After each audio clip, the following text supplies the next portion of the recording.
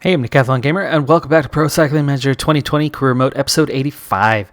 We're going to jump right into a new season, and I'm so excited about the new season and the prospects of the future that I'm already looking to next season. Oops. It happens. I'm looking ahead. I'm thinking long term. It's a long-term series. We've been working really long and hard to try to make things happen. Now, of course, our two team leaders, Kevin Vermark and new guy Pavel Rodriguez, who looks like our next golden generation Umberto Zara Tentoni type rider. Obviously, style looks like a Gianpaolo Tentoni type style, as even though he's listed as a time trialist, he is very much a stage racer, and we will be using him as such. Actually, in so many ways, already better than Tentoni. He's got a few attribute points in Mountain to go to match Tentoni, but otherwise has matched him or beat him in every other regards. So what I'm looking at now for next season is what are we losing from this season in preparation for, what's to come for a contract going forward. Well, I only have 2 expiring contracts. Yes, that's right. Only 2 expiring contracts. We had a season where we had no money to play with, and we tried to aim high in terms of targets, and none of those targets really played themselves into being available for us, and so we ended up settling on just 2 riders. One of those was, I guess you could call it a diversity hire, Dakari Rainsford. Rainsford was our South African because we had a South African sponsor for that one season. We signed him on a whim because we'd only signed that contract the day before. I really wish in the future that there would be a time gap where you could actually go in and scout, know who your sponsor is going to be before you go into the signing period more than 24 hours in advance. That's something for another day, though. But anyway, Rainsford ended up with no potential. Really hasn't changed. I mean, I think he was about a 71 when we signed him, maybe a 70 through 3 seasons. Yeah, not much has changed about Rainsford. I like him. He's been a good rider for us, good support rider. We absolutely will not be re-signing Rainsford with no potential. And that leaves Aiden Amanatoglu. And Amanatoglu, of course, was, what was he? A 68, 69 when he started. Now a 73. He might have been a 70, but I think he might have been a 69. That's my assumption anyway. He's developed a lot. He's developed from about a 70 sprint now to a 77 sprint. Not much has developed alongside of that, but he's 5'8 potential, and I think can, another couple seasons from now, be a real strong sprinter alongside Tibet Alves Machado. Those 2 are the future of our sprint program, and I'm hoping that he doesn't see a massive increase before the 1st of August. That's quite a few months. We've got to get through 8 months with him only developing a little bit, hopefully maybe to about a 74 or 75 at most, because we don't want to spend all of our budget re-signing him, but I really want to re-sign him. So hopefully he saves it for August 2nd, and then he can have a massive level up and get that 80 plus in the sprint kind of thing. That would be pretty nice, because then we'd have him signed up for 3 years at that point, for hopefully something similar to what we just signed Alves Machado to, but considering they're at that same level right now and we've got 8 months to go, I'm guessing he's going to be a little higher. But yeah, if we could sign him for 14,000 or something like that, the combination of what we're saving on Rainsford, it won't cost us too much going forward. But what we need, what I'm hoping for, is that with our increased budget, which we're looking at maybe 18 to 20,000 for next season, plus 3 for Rainsford, minus say 10 for Amanatoglu, which means not really a whole lot. We're going to have 10 or 12 to play with, is literally going after one marquee signing and nothing else. That's it. We're going to hopefully re-sign Amanatoglu and go after one. So we can be stingy with what we ultimately settle on, and we are definitely going to be aiming higher, 75, 76 type thing. If we can find another Pavel Rodriguez oh my goodness, that would make a real difference. And then hopefully in-house, not necessarily Monotoglu at this point, but hopefully Alves Machado or Wykankis can see a real strong development this season. Maybe Eric Butt. That would be another one. Get another puncher along with for Mark. And then, of course, Pavel Rodriguez, right? If he can hit a 77, 78 this season, maybe even for Mark, get another level, though not counting on that. He's getting high enough now that I don't see him taking off too quickly. I mean, maybe he gets a 78 this season, but I don't see him getting much higher.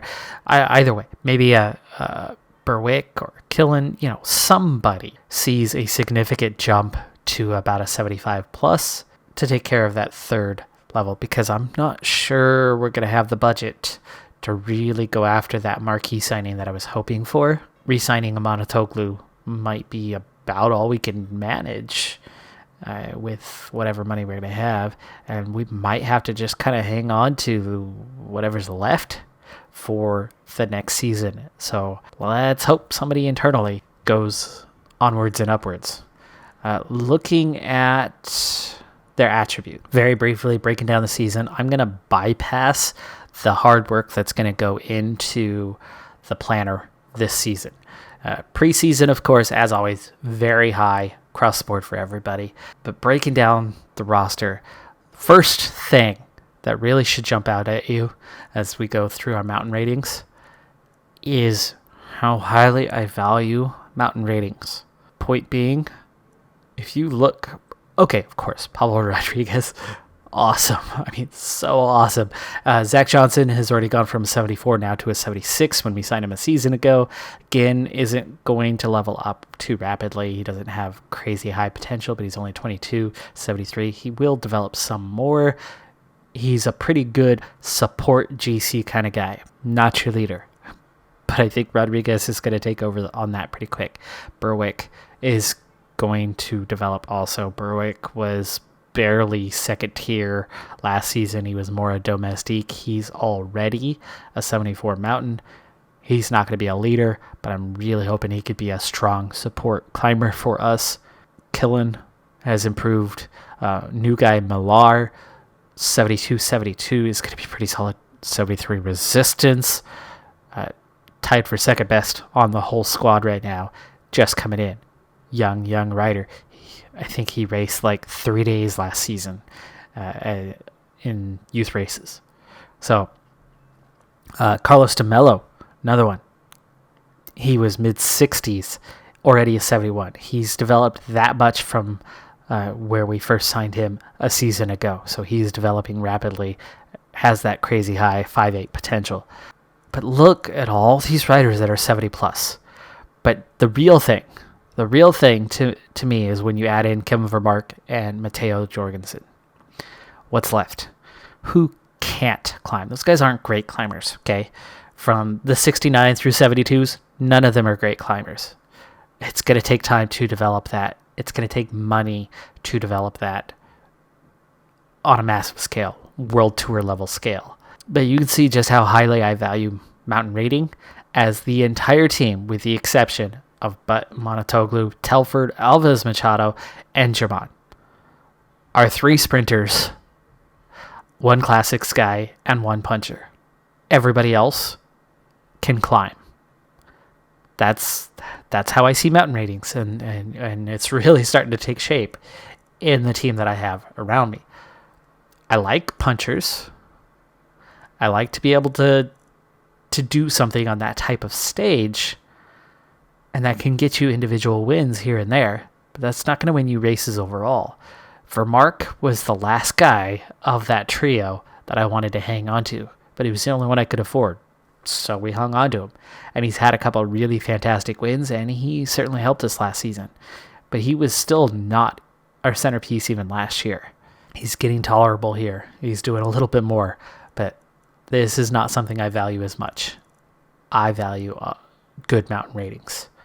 Time trial, getting stronger. Pavel Rodriguez, 78, 74. 78, 74 with a 77 mountain. A 74 resistance, 72. Oh, I'm in love with this guy. Yeah, I know. I've got a total man crush on him. Cobble ratings, we did not improve at all. Telford, Jorgensen, that's all we've got. We still got to try to support Alves Machado. Monotoglu's come along a little bit. He's up to a 68 there. But we're really lacking for the classics. Sprint actually has improved. Monotoglu, Alves Machado, of course, their progression is obvious. They're so much better than they were. It might not have shown up on screen much at all. I didn't show you too many of the quick sim results. However, 2 seasons ago and before, 99% of the quick sims that I did, we had nobody inside the top 10 on a sprint stage, ever. And then if we did, it was like 9th or 10th. And that was about 2%. Last season, at the start of the season, just getting into that list, it shows you the top, 16 or something like that on the screen. We were never cracking that. Last season, at the beginning of the season, all of a sudden, hey, there they were, top 16s. Over and over again, one of those guys, Monotoglu, Alves Machado, even German every once in a while, they were cracking the top 16. By the end of the season, Monotoglu, especially, but Alves Machado to a lesser extent, and he was injured a bit at the end of the season, so he missed a lot of the end of the year. But Monotoglu consistently showing up top 5s, top 7s, podiums, not winning too many, he won a couple actually, showing up, getting results on paper, getting minor results. Not a lot of wins, but getting minor results, being competitive.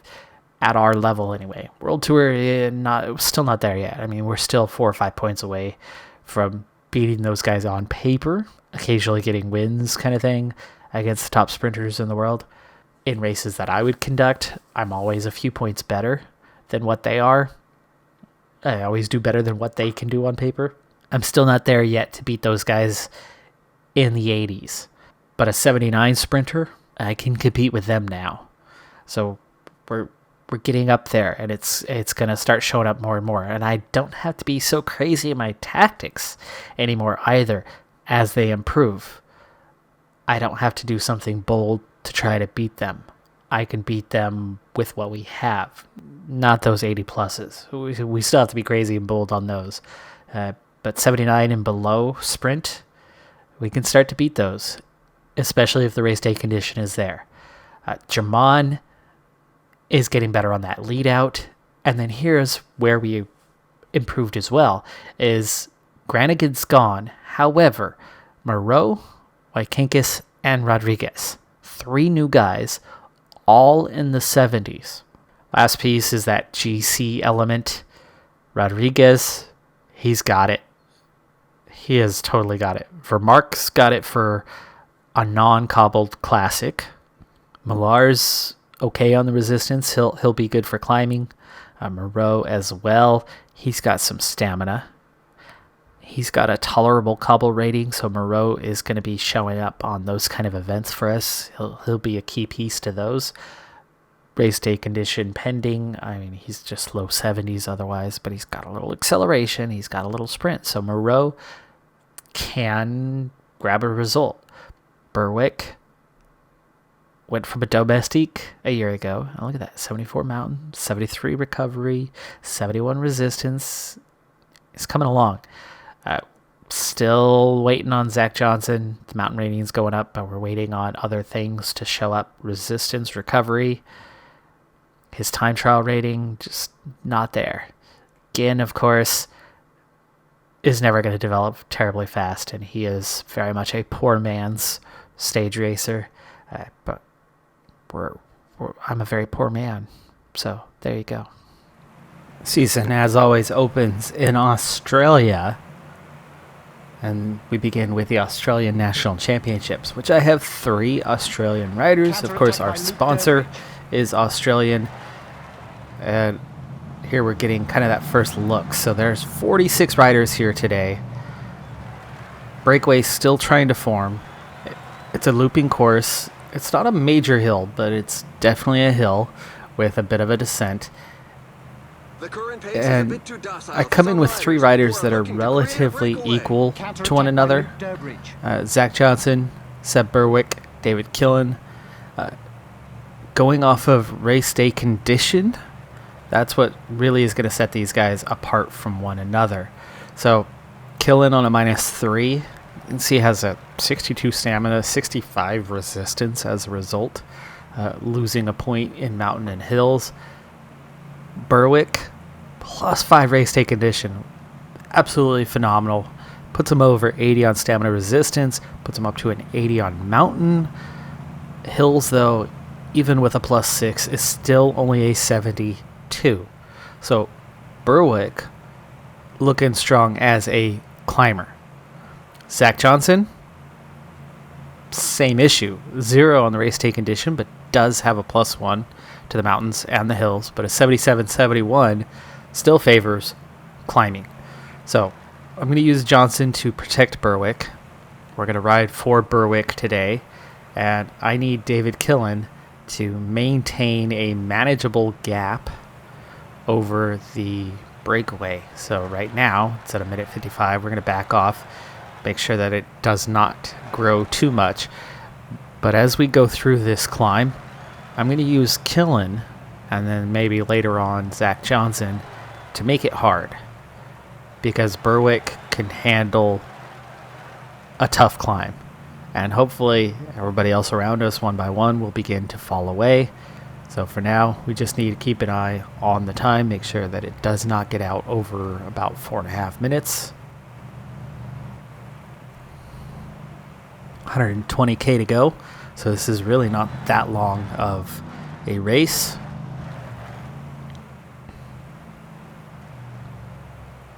And gap's holding at 235, so this is good for us. It opened to 3 there, but it is generally holding. Looks like we're not working too hard on the climb right now, pulling back on the descent. We're already losing riders. Wow. Oh, that's a fall. Big Hindley involved in that. O'Connor involved in that. And you can say Killen slipping backwards, so pace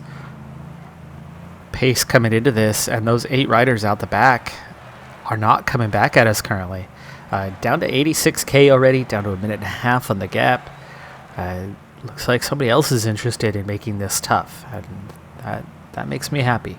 I'll let them do the work for now. I only have the one guy really to do anything with. Let's go a little bit harder here. We don't want to, it's such a small peloton, it could be very easy to slip right out the back. You can see nobody's coming back at us, and those guys that are chasing are blowing up, trying to chase. Look how much fatigue we already have, even in Berwick with his +5, his 80. This is a good hard race, and that's making me really happy. This is catering towards our needs right now. Berwick has recovered. Johnson only a little bit. He's definitely going to be feeling this. But I'm loving this pace, and I'm loving that 2 of the top competitors have already been eliminated over that previous, 2 climbs. He's done. I mean, he is not coming back. Killen, we're going to go get water one more time here near the top. That's close enough. Let's go ahead and do that. Peloton's getting smaller, so there's a lot of riders that are not recovering. 2 riders, 3 riders. Hamilton, Ewan, Drisner's trying to attack. They're back in. 31 now. Gaps behind are growing, so again, those guys are done. We're seeing the next round of attacks. Breakaway. And it's a counter attack by Ewan. Killen, it's going to be time to get involved in this chase. Start making this difficult. It's time for that. We have 4 climbs left to go. I was hoping to wait till the last 3 or so, but that's okay. Okay, Berwick. Go ahead and get to that 78. Killen now the one setting tempo. Drisner's, Matthews, Ewan all attacking. That's making me happy because they're really eliminating themselves from competition in doing that. Attack, attack, attack. They're getting weaker each time.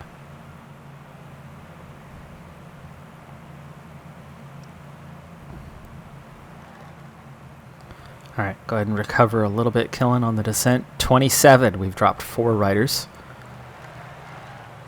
Berwick, set yourself up. Johnson, do we need gel this time? Is he going to make it through one more? Hopefully he makes it through one more. Killing, go ahead and gel up.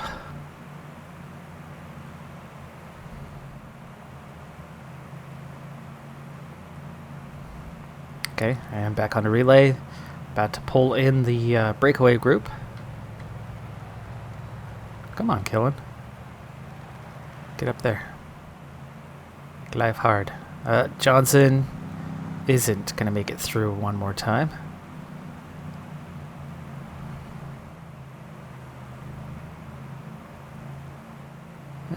He'll just about make it. Alright, Killen, you're going to go 99. Johnson, go ahead and gel up. We're going to be down to just Berwick. But he's fresh where others are not. 2 climbs to go. And I'm going to want Killen to turn an 85 for sure on this next one. Sorry, Berwick to turn an 85.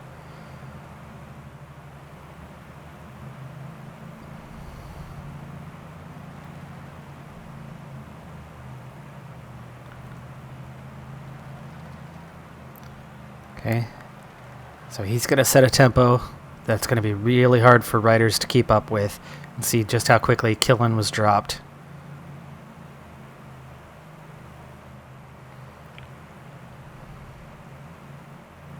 Okay, down to 22 riders. We sit up again. 1 climb to go. Comes the attack. Attack by Matthews. Matthews going for it. This is our difficult stretch because he has got us beat on pace big time. There we go. Brought him back. 22 riders left. Berwick's going to get a decent finish here. But what can we do with it? 11K to go. Gel kicks in.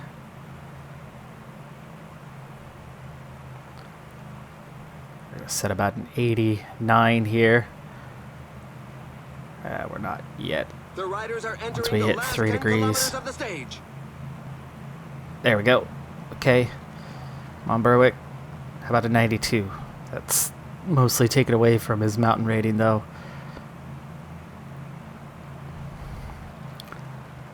Let's attack. And try to maintain a pace that nobody else can match. Or only very few can match. Hamilton and I, 25 seconds away. I like the idea of a top 2. Working together. It's a small gap, but it is a gap. 6K to go.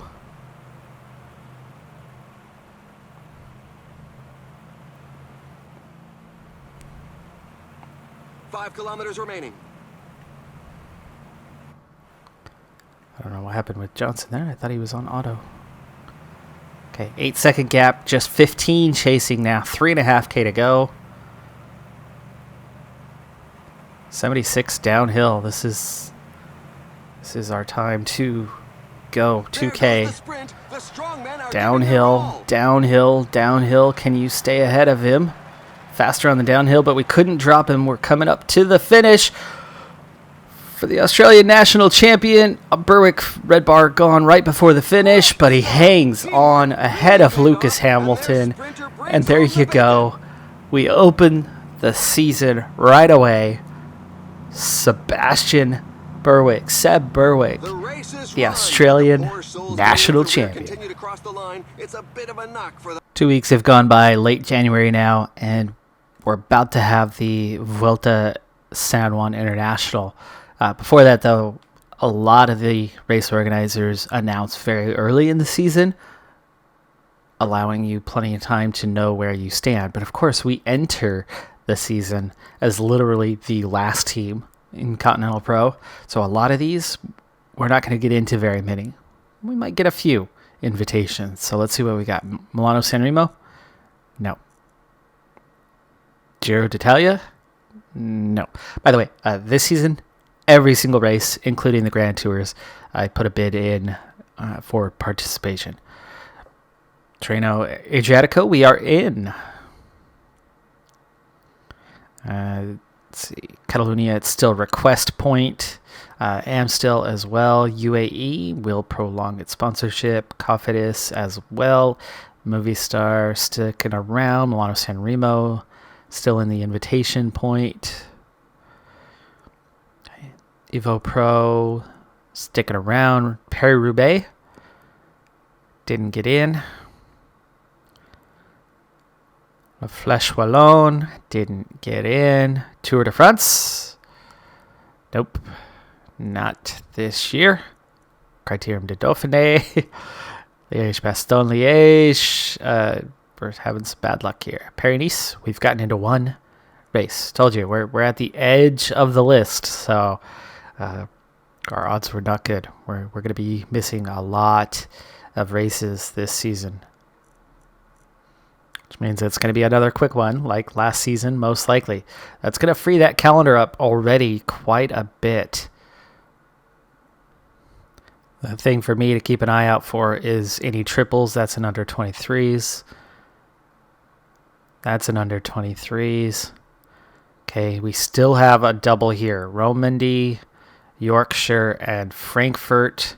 I don't think we have any feedback on those just yet. That's in under 23s.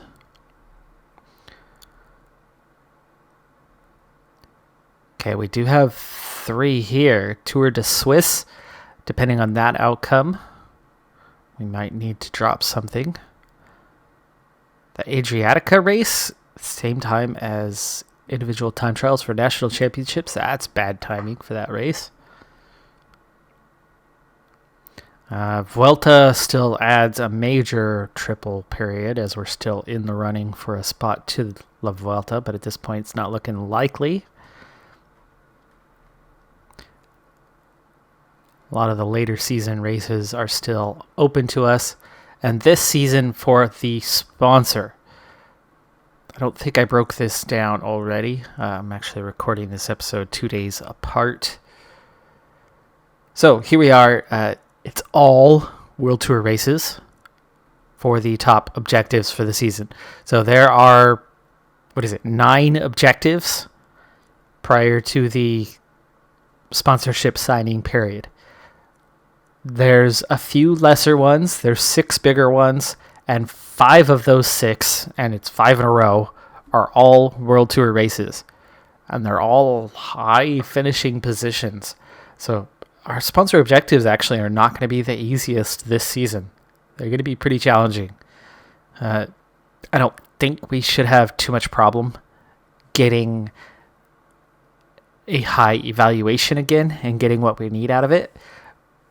But we are going to have our work cut out for us. The good news for what we're trying to do, I suppose, in terms of I focus on objectives and World Tour races, is there's going to be a lot of overlap with that. And so we will probably be able to have a pretty quick season in terms of coverage and kind of just flying through this and watching the riders develop and hopefully watching that sponsor confidence rise.